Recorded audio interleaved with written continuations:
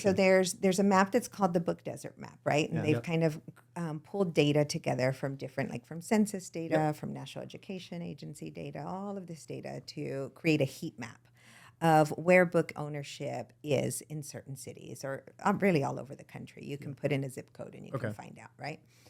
So that when you look at Dallas and the greater Dallas area, it's very evident that the areas that are green, which is the percentage of the households that have 100 books or more, right, are primarily north of downtown Dallas, right?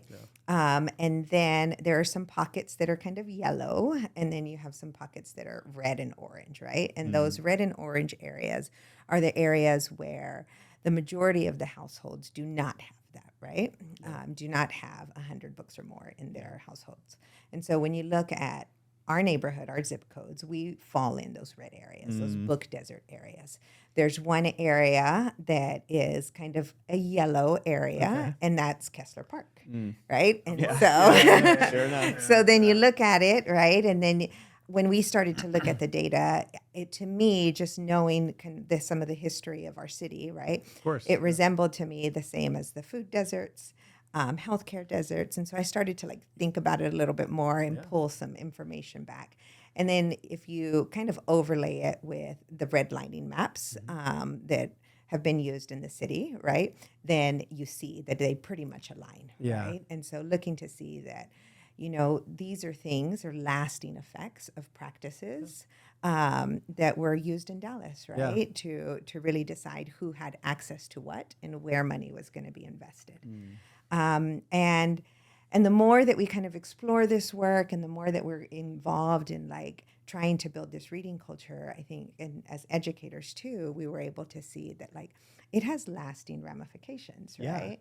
And so when you look at reading scores and literacy rates, right, then you'll see that in the book desert areas, it's hard, right? There's a gap there compared to the areas that have, you know, high book ownership and more fluency. So being in this desert, how does Claudia and whose books like promote, or what kind of strategies do you have to book ownership for? Well, I think when John and I, John's my husband and partner John's in life awesome. and business. Shout out to John. And we always had this dream of opening up a bookstore. Like that was something that John grew up here in Oak Cliff too, right? And so we have very similar experiences. And it was like, when we retire, we'll do this. And so we had this idea of what retirement looked like, all right? But during COVID, like everybody, right? It's like reevaluating things. Man. And we're like, well, why do we have to wait until retirement age? So we decided to go ahead and, you know, transition. And so our idea at that point was like, we'll open up a bookstore, we'll create access. And by this time, as we know here in Oak Cliff, we have Wild Detectives, we have Lucky Dogs, right? Yeah, at that point. You have a little bit of a community going. Right, you have a little bit of a community going. Poets had just opened up too. Yeah, that's right, And we knew that what we wanted to do would be in addition to that, right? Not in competition, but like an additional opportunity. So we envisioned a community-facing bookstore that had events for the entire family, that had books for the entire family, that had books available in both English and Spanish, right? And so we started kind of dreaming this up and what it would look like. We also kind of put out just feelers out in the community, surveys and like all these things just to get feedback to say, if this were to happen, what would you like to see? Yeah. And that helped to kind of shape it. That's cool. And our idea at that point was like, if you build it, they will come. If we create access, we will have this impact, right?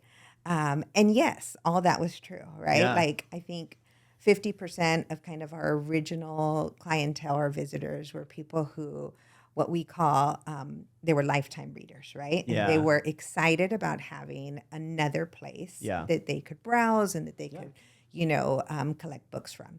Then the other half of the people that were coming to us is what we refer to as new to reading, right? That maybe have not had a very good relationship with reading, or one that, you know, that they were very proud of or had a chance to really explore. And so they would come into the bookstore and it would be a little bit of kind of like, what do I do here, right? Yeah. How does this work? Is this a library? Is it like Yeah. Blockbuster? Yeah. Like we would get like, how do you find a price on a book? Yeah. Right? And these are all things that if you grew up in a household that reads, this doesn't make any sense to you because it's like It's a treasure. you know, You these kinda know are how it works. things. You Yeah, know you how it have- works. yeah. You know how it operates. But if you've never had access to and you've never been in a bookstore, how would you know, right? Yeah. And we had more and more people like that. And then it just reiterated that what we were doing was, you know, The right thing. the right thing and what we needed to do. And so that's where Whose Books kind of started. And I think for me is that the more I looked at it and the work that we did in the schools and within our community, to me it was really about equity, right? Like having a good reading culture, having access to choice, to so many different options, shouldn't just be available to the most affluent communities.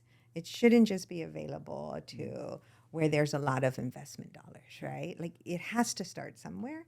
And so for us, it was like, well, then let's do this, right? Yeah. And we were lucky in that I think that the work that Javi was doing, the work that Lucky Dog and that Pan-African Connection, and, you know, they were already kind of setting You had some the partners in foundation, and this we a had little some bit. partners.